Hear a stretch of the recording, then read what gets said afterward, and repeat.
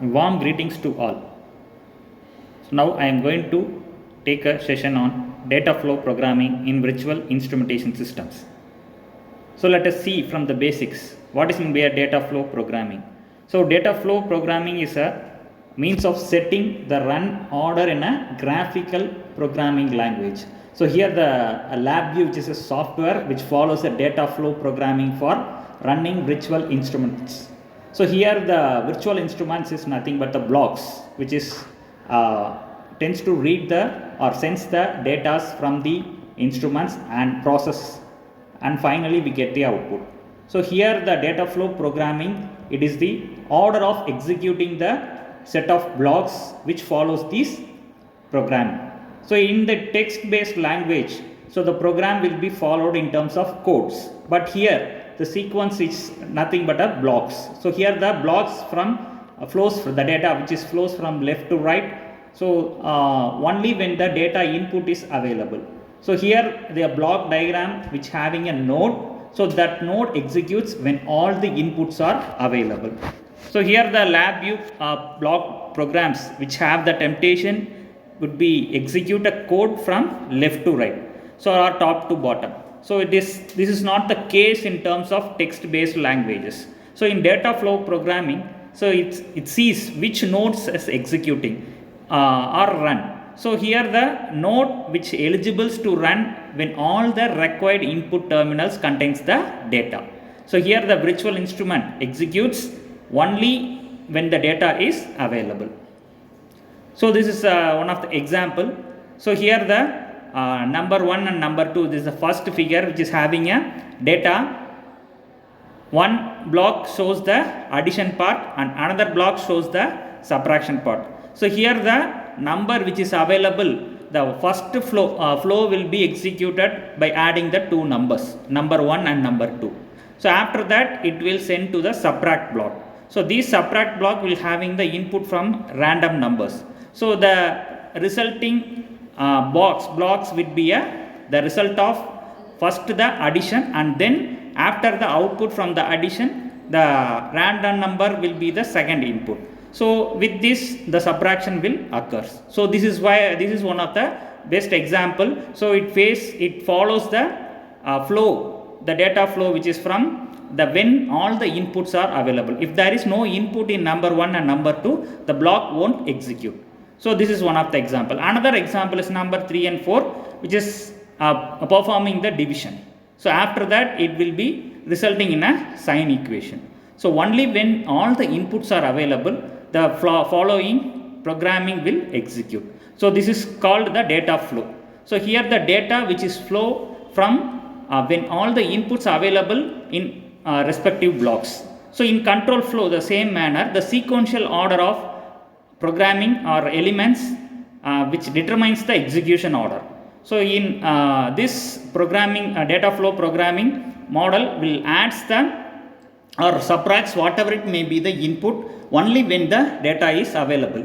So it does not worry about the order, so order of execution, but it looks only when the data is available or not. So this block diagram executes which depending upon the flow of data. So here the block diagram does not execute from left to right or right to left. It will execute only when the data which is available. So node is executed when the data is available to all the input terminals. So it supplies data, nodes will supplies the data to all the output terminals when the process has been done. So whether it may be a subtraction or addition or multiplication or division, so only when the data is available. So similarly, this can be used in error clusters in order to force the order of execution. So this may be done. So in which the code segment would execute first and the addition, random number or division, so whatever it may be the function. In such situation, one code segment must execute before another, and there is no data dependency exist between the functions. So user can use the other programming methods also.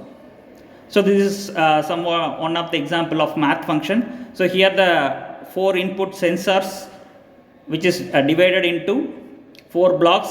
sensor 1 will be having a data and sensor 2, these two data can be multiplied, and after that result, so the one of the input, that is the output from the sensor and sensor 2 block, will be the input of the division block. So here the sensor 3 and 4 having the multiplication block. After that the process will be done to the, this is the two inputs which is the output of the first two process, that is from sensor 1 and sensor 2 and sensor 3 and sensor 4. So after that this is what the execution. So only when the data is available, the blocks will be performing the respective functions.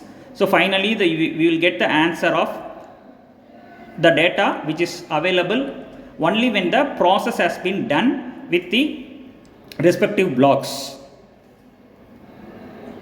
So here the 4 signals, that is from 4 sensors, are fed into the, this is the mathematical operation, so which is followed in terms of a parenthesis. So to this math routine will give a single output based on the operator, which is can be used as a data set, and this data set can be functioned with the help of the math function. So this is common in environments where actually the sensor values may be a part of the company's IP, that is intellectual property. So here the operator does not access to the actual values, but it can still make the control over the decisions.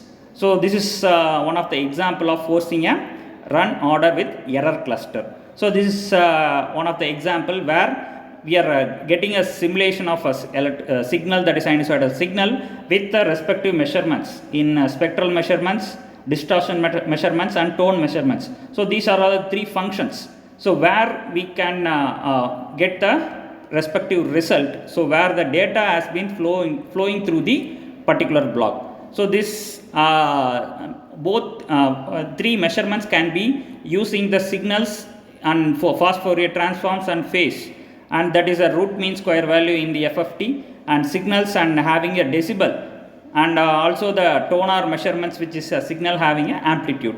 So this is the one of the example of forcing a run order. So what block or which block will be executed properly, or which block has been forced to execute. So this is what error cluster. So it is a tool or for tracking and handling the errors that may occur at runtime. So this is during a running process. So rather than having the entire VI crash. So if these the 3 processes simultaneously execute, means the whatever it may be the input, so the subroutine or virtual instrument will having a crash. So in order to avoid that, we are having a this type of problem. So this type of problem to execute and solve tediously. So this, for example, suppose VI asked to selector, that is the operator, to select a file to open, and the operator which presses the cancel button instead of running button. So the lab view, so here the lab view would treat this as an error and instantly stop the VI, because without properly closing any files or freeing up the ports for instrumentation or other purpose. So for this properly handled error cluster, so dialog box or a default option can control the VI. Okay, so this is using error cluster can determine the order. So in the previous diagram, so you can see the only the flow which is from the one side. So here the flow which is individually targeted to the respective blocks. So this is what the order can be determined using the error clusters. So this is one of the best example of using a data flow programming model. So incorrect run orders which can create a hard to track bugs in the code. So in terms of code, so we have to find the errors or bugs in the lines, in the respective lines, but in terms of blocks it is not necessary. So because already the error can be cleared with the help of the blocks, so because inbuilt functions can solve those errors. Because of the random nature of selecting from the eligible nodes, it is possible to get the data from a sloppy coding. So coding will make a mistake, but in terms of a blocks, that blocks will already pre-coded. So it is simple to place the code, and we can save the time instead of writing a blocks or writing a codes. So a piece of code may run correctly 99%, but then crash the entire computer 1% of the time. So this is what the comparison of control model or data flow model. So in order to minimize the crashing, it is best practice to use the data flow programming.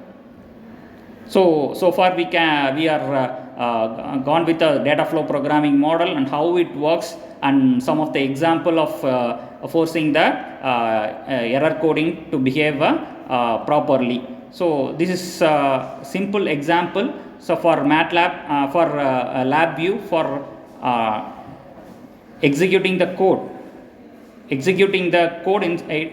blocks instead of a code. So thank you for having listening the session.